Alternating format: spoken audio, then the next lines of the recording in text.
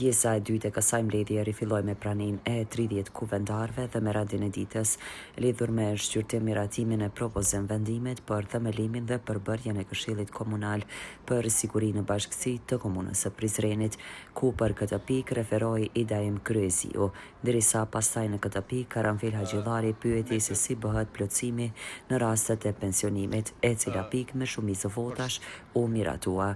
Lidhur me pikën e 5 për ndarjen e mjeteve për shoqatën zona Pashtrikut për lapidarin e Tahir Sinanit, e cila votohet unanimisht. Pika e 6 e rendit të ditës për emërtimet e rrugëve, shesheve, ku lidhur me ish komisionin përkatës, referoi Bajram Kastrati.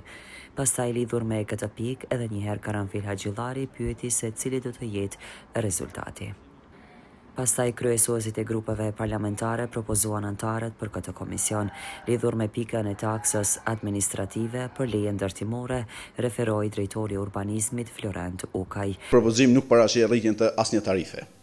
Nuk vendos asnjë barë të re për qytetarët, por vetëm hesh një mekanizëm të përkohshëm që në praktik ka rezultuar jo efikas dhe është marrë në kohë pandemie. Gjithashtu, komuna e Prizrenit vazhdon të jetë ndër komunat me taksat më të ulta në të gjithë Kosovën. Të nderuar antar, ky është një vendim që sjell më shumë rregull, më shumë përgjegjësi dhe trajtim të barabartë për të gjithë, duke kontribuar dhe në një treg më të drejtë dhe më të qëndrueshëm në ndërtimin e qytetit tonë. Prandaj ju ftoj secilin që ta shqyrtoni dhe ta mbështesni këtë propozim vendim. Faleminderit. Lidhur me këtë pikë, pastaj kuvendarët Petrit Hoxhaj pyeti se si e kanë komunat të tjera. Karanfil Haxhillari parashtroi disa pyetje lidhur me pagesat. Kurse pastaj u propozua dhe komisionet për udhëheqjen dhe koordinimin e punëve në terren për përgjigjen e këshillave komunale, ku referoi drejtori Bexhat Bityqi. Qëllimi i këtij komisionit është që kryetarët të cilat kanë dhënë ndërheqje të zgjidhen edhe një herë, apo ndërkohë dikush prej tyre mund të jep dorëheqje apo nuk ka dëshirë të merret me këto aktivitete, dhe ky komision do t'i përzgjedh anëtarët e ri të këshillave lokale. Sipas rregullores, komisioni duhet përbohet prej 7 anëtarëve, 4 janë nga kuvendi, 1 nga ekzekutivi, 1 nga shoqëria civile dhe 1 është nga anëtar i përfaqësimit nga fshatrat apo vendbanimet urbane. Pas kësaj u propozuan edhe antarët dhe të cilët u votuan unanimisht. Edhe pika 10 lidhet me pikën paraprake që ishte komisioni për ankesa, ku partitë dhanë emrat e këtij komisioni. Pika 11 që lidhet me përsaktimin e tarifave të reja për varrizat e qytetit në Landovic, ku me këtë pikë sqarime të para lidhur me pikë i dha drejtori Islam Ukimeri. Komuna Prizrenit ka lidhur një kontratë me koncesionin PZ Group për projektin me partneritet publiko-privat, ndërtimi varrezave të reja në Landovic. Vitin e kaluar kjo kontratë është bërë e plotfuqishme pas lëshimit dokumenteve vërtetimit të datës efektive dhe dokumente për posedimin e qetë. Meqenëse se procedura për aplikim këtij projekti ka filluar që nga viti 2016 dini ngjarje dhe jo, e këndej të gjithë dokumentet prezantuar nga koncesioni në fjalë, plani i biznesit, paramasat dhe parallogaritat kanë pasuar një ndryshim si rezultat i parametrave ekonomik dhe politikave makrofiskale. Si pasojë këtij rezultati inflacionit dhe miratimit pagesë minimale, kushtet që ka aplikuar ky operator tash kanë shënuar ngritje të mëtejshme.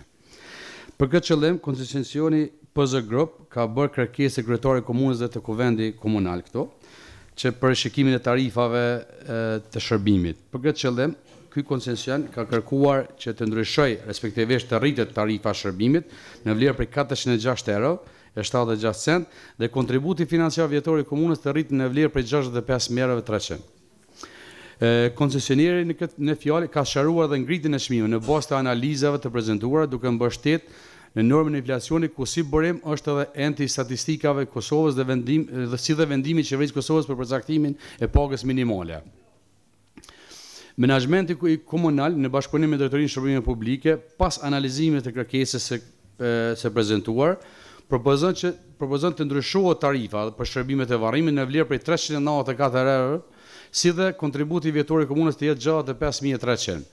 Meqense kemi të bëjmë një projekt shumë humanitar dhe të ndjeshëm në interes të qytetarëve të Prizrenit, kërkoj që ky projekt të përkrahët që pasi që është shumë i domosdoshme.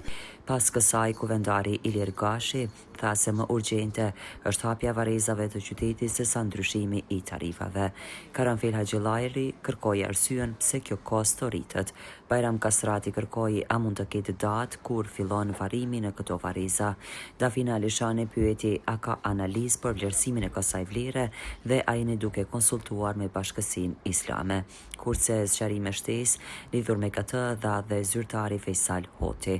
Vend se të nguteni ta funksionalizoni varrezat e reja të Prizrenit, vitin e kalum ish nën kryetari tha tetor janë gati mas vonti. Edhe sa muj kalum prej muajit tetor e që nuk u hapën varrezat e reja. Qytetarët janë hall, le pikthimin që e kanë familjet për rastet e vdekjes që i kanë, por kanë hallin edhe më të madh kur nuk kanë hapësirë ku me i voros. Trata me partneritet publiko-privat nënkuptohet që këtu përfiton edhe publikja dhe privati. Por këtu tash vetëm privati po fiton. Në këtë rast, 406 euro komuna deri sot, pre kur ka fillu ky projekt në vitin 2018, deri sot është pagu maksimum 290 euro, sot ky privati kërkon që të është 2 fish më shtrenjtë. Kur mundet me fillu varrimi i të vdekurve në varrezat e reja? Qysh ka mundësi nëse ndërmarrja publike po e bën me 290 euro? Pse kjo lartësi ose kjo diferencë kaq e lartë me një operator ekonomik? Edhe a keni bënë një analizë ju si komunë për këtë propozim të kësaj vlere? Çështja që ka lyp koncesioneri këto mjete, kjo ka të bëjë sepse është ofertuar në vitin 2014. Kur është ofertuar në 2014, paga minimale ka qenë 250 euro, tash fatmirësisht qeveria e Kosovës e ka bërë 500 euro pagën minimale.